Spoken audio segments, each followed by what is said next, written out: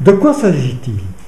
Dans le cadre du développement économique international, le Grand Lyon a passé dernièrement 2 conventions pour la période 2012-2014. L'une avec le comité populaire de Ho Chi Minh Ville au Vietnam, en collaboration avec la région Rhône-Alpes. L'autre avec la ville d'Erevan, en Arménie, en collaboration avec la ville de Lyon.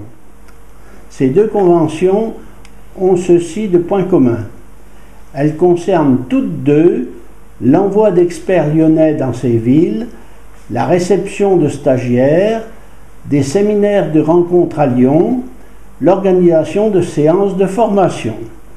D'après la délibération votée, leurs objectifs sont le renforcement de la gouvernance démocratique locale et la gestion des services, la promotion du développement économique et social, le développement des actions de coopération visant à impliquer les acteurs des territoires, la promotion d'échanges d'expériences et la réalisation de projets dans le domaine du tourisme et des dynamiques territoriales, la promotion de la coopération culturelle entre les institutions de ces 2 villes.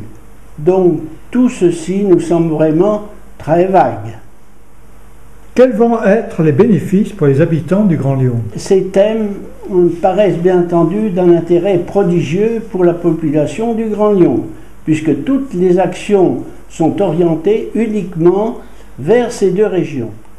En effet, le bilan de la coopération avec Erevan pour la période 2008-2014 a été la création dans cette région de 4 chambres d'hôtes, d'un restaurant d'application pour les métiers de l'hôtellerie, d'une section de formation à la prothèse dentaire et à la création d'un jardin de Lyon inauguré par M. Collomb en juillet 2011.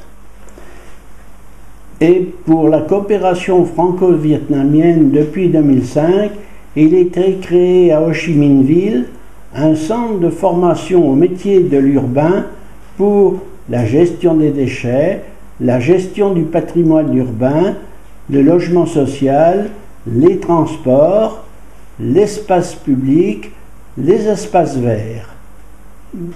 Le montant de ces subventions annuelles sont pour Ho Chi Minh Ville de 166 200 €, pour Erevan 140 100 €.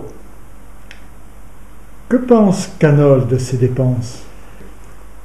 Canol pense plutôt qu'il s'agit de favoriser des déplacements tous frais payés d'élus et de fonctionnaires de ces 3 villes aux frais des contribuables du Grand Lyon, sans aucune retombée économique de cette collaboration.